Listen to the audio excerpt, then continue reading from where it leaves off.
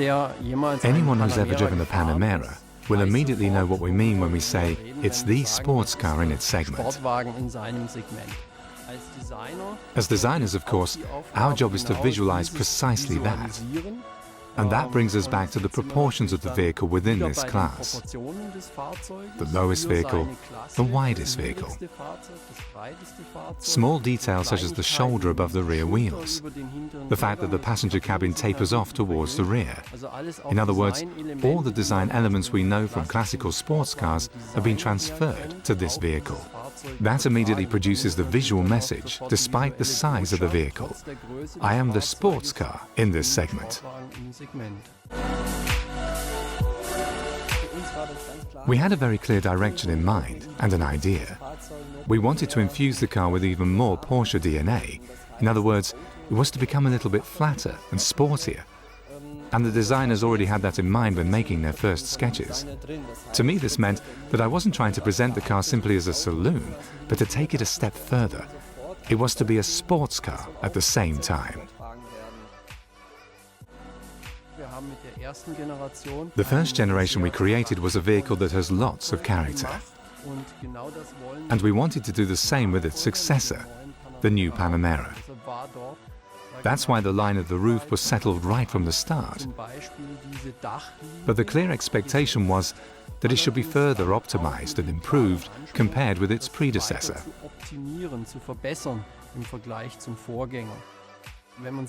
Looking at the tail of the new Panamera, it's the same issue, more pronounced, with more character. Again emphasizing the theme of width, reducing the optical height. Looking at the taillights in detail, we'd started to pursue a certain philosophy with the Macan. We wanted to give the taillight a three-dimensionality, an actual architecture.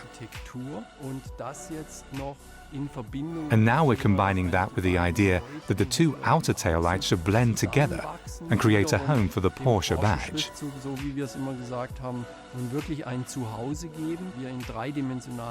It will be particularly interesting to see what it looks like at night, which is when many vehicles basically lose their brand identity.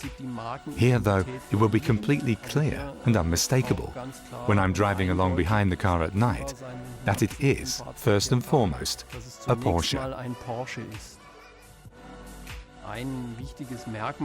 An important feature of the interior is again the emphasis on breadth, and that we actually want a slim-looking information panel.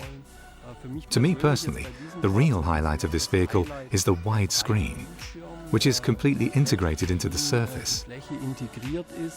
To achieve that, the vents, which are normally on the left and right, giving you the feeling that the screen is squeezed between them, have moved down. And again, the technical highlight is that they're closed when they are not being used. So these are all elements where I would say that as designers, we were given a great deal of freedom so as to be able to produce a very attractive design.